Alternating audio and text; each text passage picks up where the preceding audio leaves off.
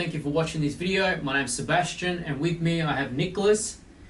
You want to say hello? Hello, everyone. So today we thought we'll do a video and walk you through setting up a YouTube campaign from start to finish. Yep. Nikolas has been working with one of our clients, a recent client that we're helping set up the campaign, do the video recording, and ultimately set up and optimize the account from start to finish.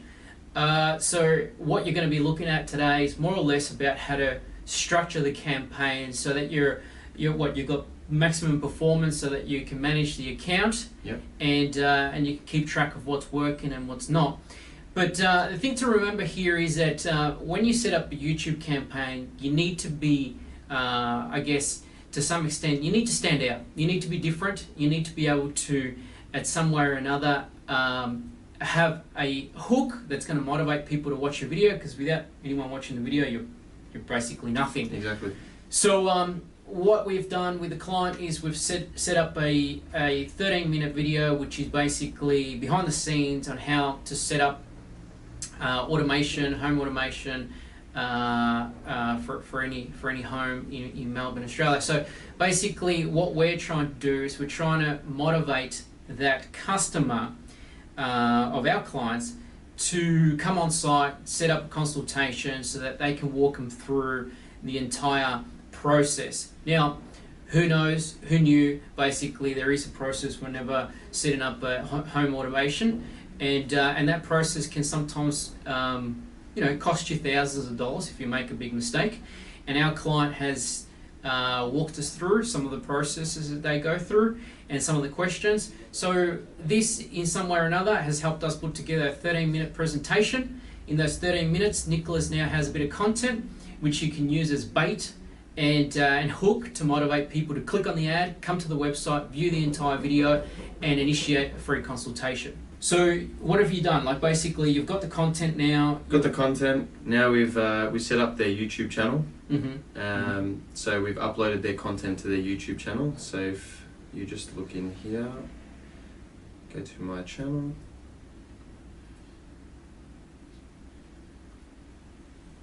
Okay, so these are the videos that you've uploaded that we've done for the client. That's right. So with the 13-minute video, we've actually broken it up into several segments. Mm-hmm. To use those videos as bait to try and attract them back to the 13-minute video. So the 13-minute video is the full video, mm-hmm. and then we've broken it up into 3-minute sort of videos. I think there's 6 all up. I've only uploaded 2 at this point. Mm-hmm. So we need to have an AdWords account to link to their YouTube.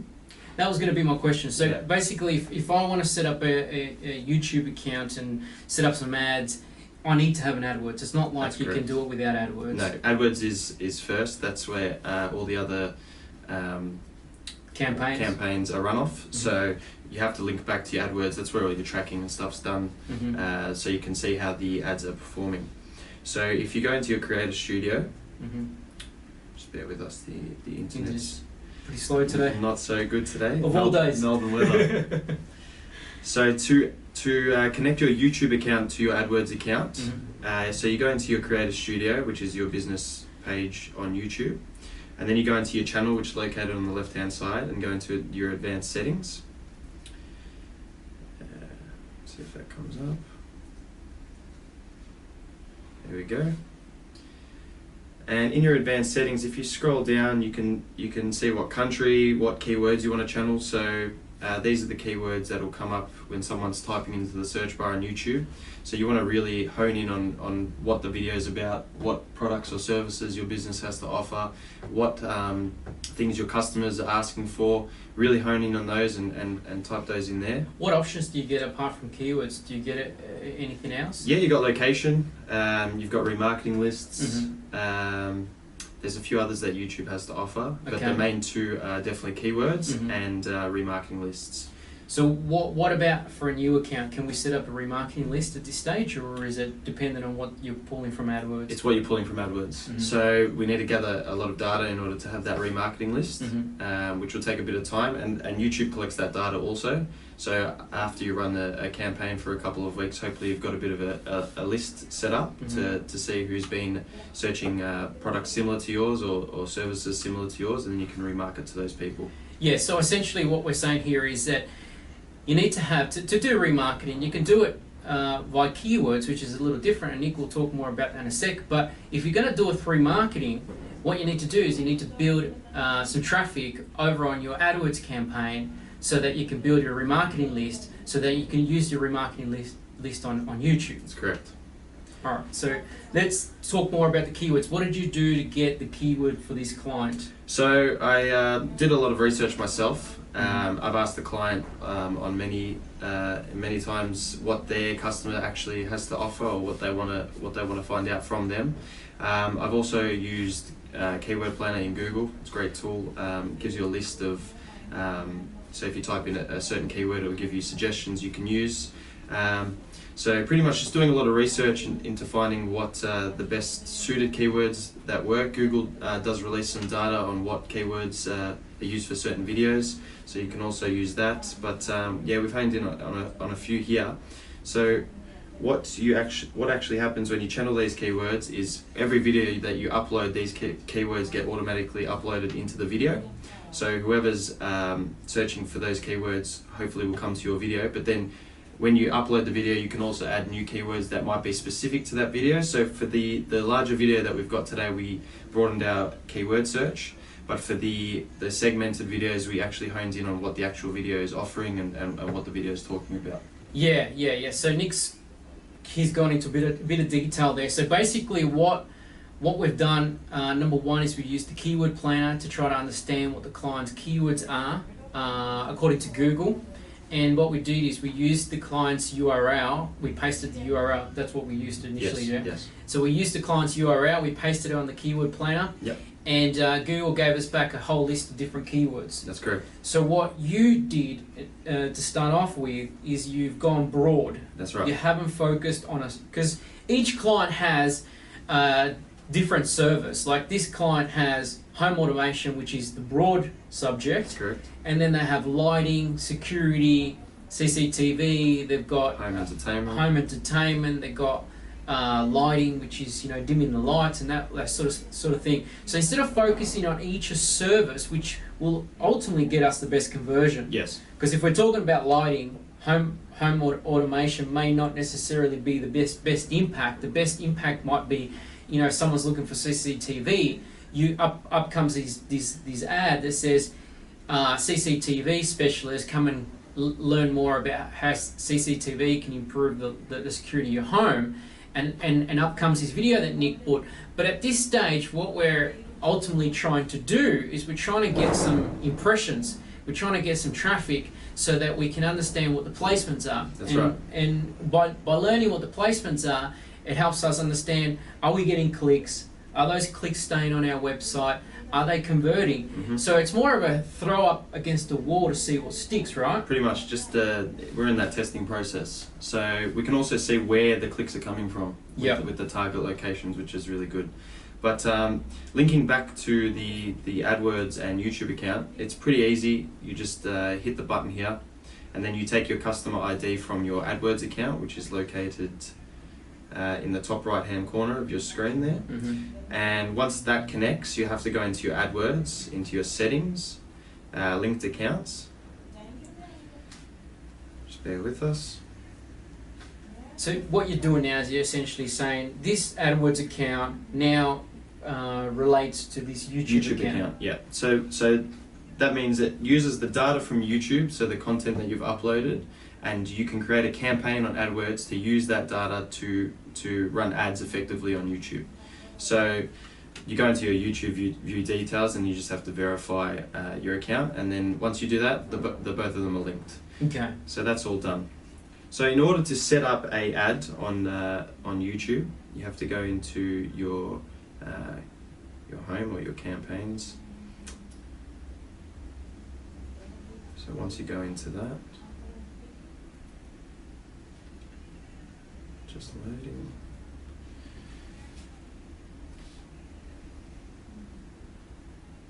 Okay, so you'll see on the left hand side on your tab bar there's a video ads button.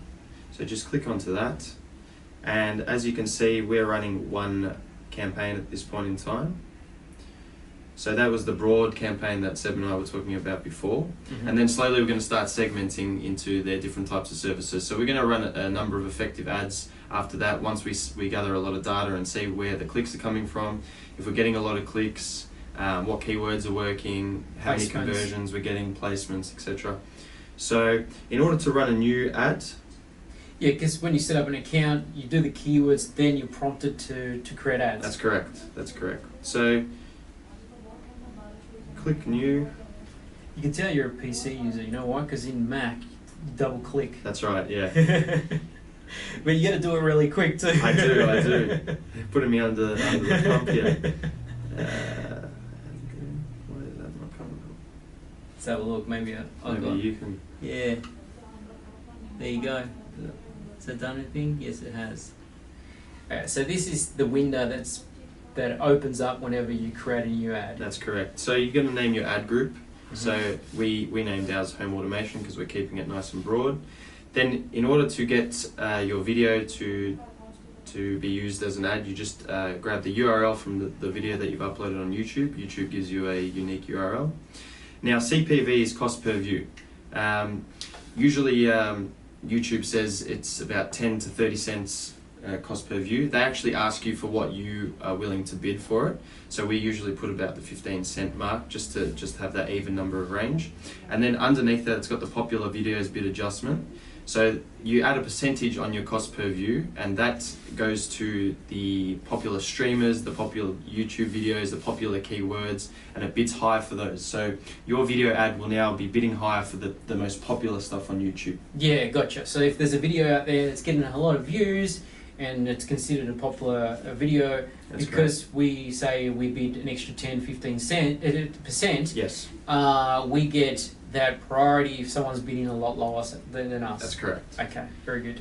So then you go to your targeting, and now this is where it can get a little bit tricky. So it shows the demographics, and you can pick your gender, your age, your status, household income. You can really get into specifics with that. Interests also. YouTube comes up with audiences that they've programmed into their integration in order to find what people are looking for. So you go through and you open the tab there, and it shows sub-tabs. So in home and garden, you've got do-it-yourself, home decor enthusiasts, and if you've got a DIY project, you just click it and it goes into the audience tab on the right hand side. So those people who are searching DIY, how to build a fence, etc., your video will pop up to them, or your ad, sorry. So once you've done that with your targeting, you can also do an additional targeting option, which will allow you to either target keyword, placements, remarketing, and topics. Now the top two we said before are keywords and remarketing. Yeah. So keywords, probably one of the best ways in order to get your ad out there. So you can just generate a keyword list, plug them in on the left hand side, add them over to the right hand side to confirm. Now you just have to be careful because YouTube have a lot of laws and regulations into what you can put into your keyword list. So you might have to double check and just refine it in order to get verified. Yeah.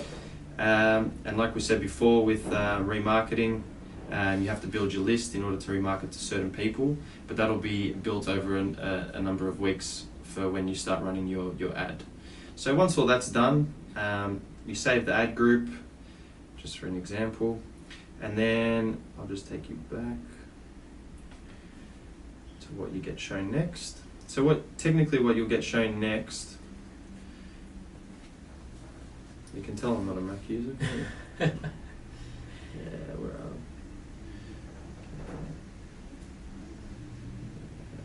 we? Yeah, it's basically asking you, what do you want me to do? Cancel this? So basically, up until this point, we've set up the targeting of the ad. Yes. We haven't necessarily created an ad itself, have we? No. So what do we do? Are we creating a banner? Are we creating a text ad? Or are we creating a video? So in this case, what did we do? We did from memory, I think it might have been, what was it? This was an in-display ad. So this was a skippable in-display ad. So we just add a new one. We need to grab a URL. So you can have display ads, in-display, and overlay ads. Overlay and display ads are technically banners. Display ads usually situated at the top right hand corner of your screen, and that'll just redirect someone to your video or your website. And the overlay ad pops up on the video, but it's only there until the person decides to click out of it so they can view their whole video. Now, in display is what we've used, which gives us a 5-second window.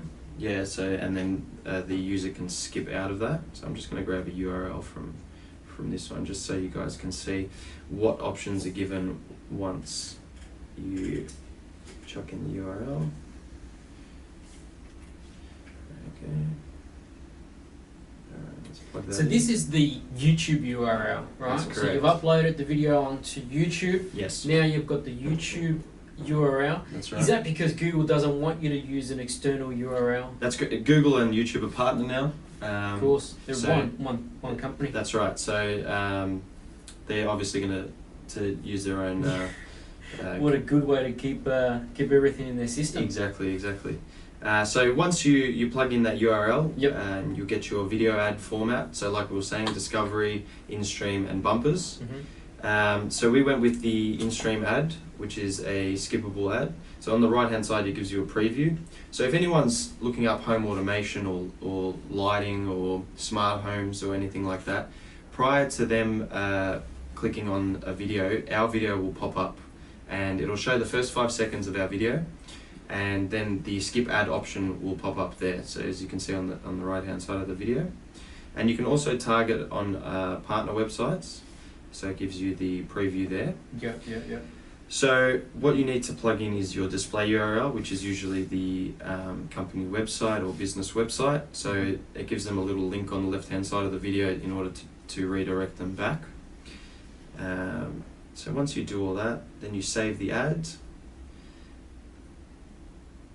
I haven't plugged anything in yet, but then you save the ad and then you'll pop back up to your AdWords. So in the AdWords campaign, you can go through your settings, which will allow you for target location, for budget. What else does it allow you? So let's go back to so we've created the placement. We've now got the link to the video. Yes. The next step is to actually create a banner, right? That's correct. Good. That's correct. Okay, so explain to us what a banner does and what its main purpose is. Okay, so the banner can be used for your display ads or your overlay ads. So they're the little image that pops over a video. That's to right. prompt people to click on. That's right. That's an image ad. That's right. Correct. And there's no limitations on the amount of words or any of that sort of. It's just an area, the space. That's right. Just a little area on display ads on the top right hand side, just above the playlist bar, or the in-display ad, which covers 20% of your screen. Now, also with your titling and stuff like that for your videos, you really want to go through and do a bit of research of what titles are popping up first in the YouTube ranks when you're searching similar things. Having a generic title usually doesn't really work well. Having a bold statement or something that you think will really appeal to what did we do? Customers. I said for the home automation. Yeah. Ultimate Home Automation Guide 2018. So that covers brand new technology. Yeah. People think it's the ultimate, it's the best technology that so it's a guide. Guide. If you're looking to invest in home automation, get this definitive guide. That's right. And it's going to help you. Or in our case, it was a definitive guide video. That's right. Which was the 13-minute video, things to look out for, things to watch out when you're doing home automation. And you also went with the whole shock factor, because on YouTube, as I said at the beginning, you need to really stop people in their tracks. And if you look like an ad, guess what? People are not going to click on your ad. Right. But you also went with the whole stop, don't buy home automation before reading this or watching this video. Yeah. Which, if you are looking to buy, guess what? You're going to want to watch that video. Exactly. Yeah, we use those for the banner and overlay ads. So that should really hone in on people clicking in and being redirected to the website. So talk us through the location. What have you done and why did you do it like that? So you can target specific suburbs, you can target specific areas, or you can target countries etc. But what we've decided to do here is, instead of targeting all of Melbourne, we've broken it into north, south, west and east, and that'll give us a good location of where clicks are actually coming from. If you broaden your search to Melbourne, you don't know specifically where clicks are coming from, you can go one step further and you can hone in on the areas around the business to see what's popular. But we've just sort of broadened it. As we said before, we're in that testing period. So if a lot of people are buying in the north, we're going to look to sort of hone in on some northern suburbs, see where they're coming from, and then hopefully we get some good intel from that. Yeah, very good. And that's pretty much it, isn't it? It's a bit of a process understanding how to set this up, but in a nutshell, it's a pretty straightforward process. That's correct.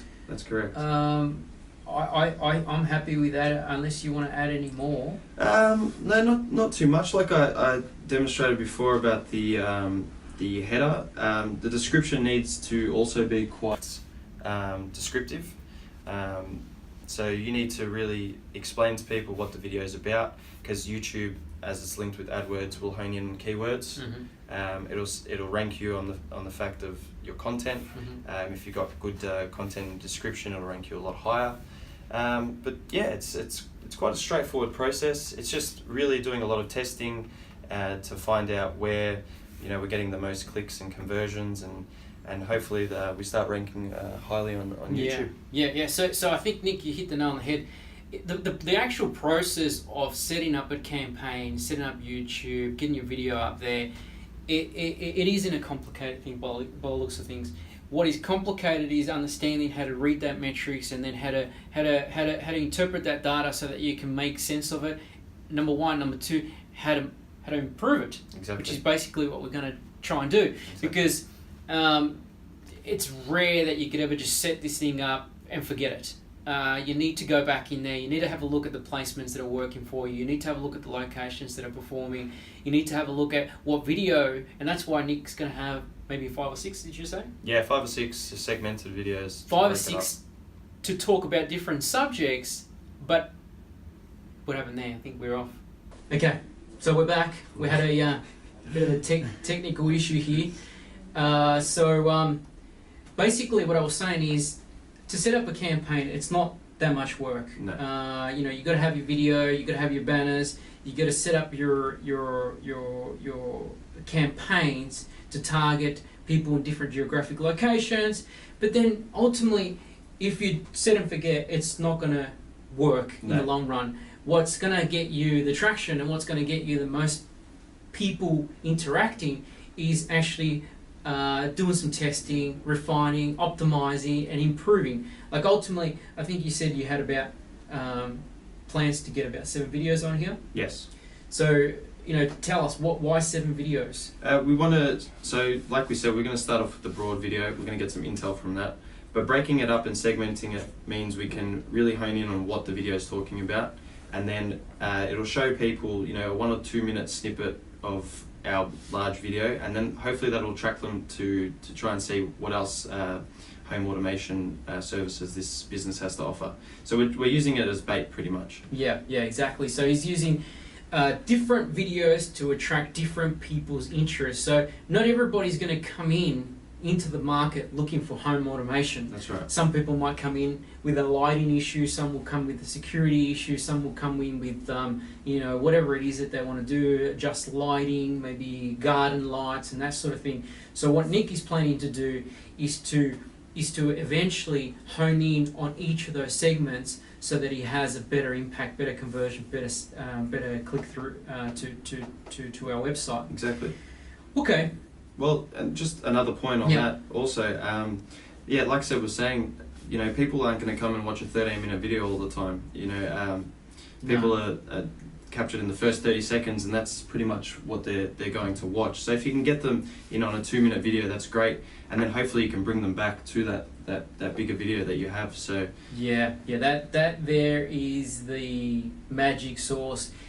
Our job as marketers is not necessarily, like I often hear people say, have a call to action for people to buy, have an offer that will entice people to buy. So ultimately, because we're marketers, because we're in sales, our job is to get people to buy.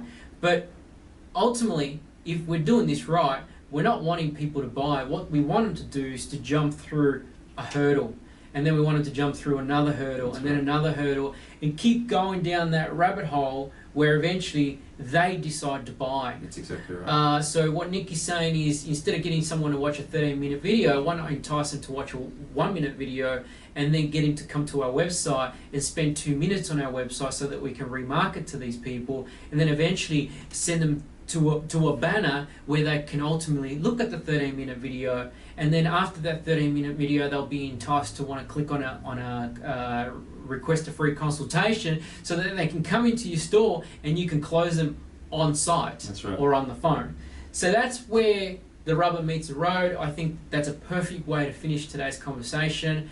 Start thinking about how you can start putting all these hoops in place so that you can make your customers jump through, and not rely so heavily on them wanting to buy straight away, because you know what, that's just a total disconnect. Well, it takes a customer seven times to see a product or a service before they actually buy it. Correct. Very good. Thank you, Nick. That was awesome. No worries. Thank you. Until next week, thank you for watching and have a fantastic day. Thanks, guys.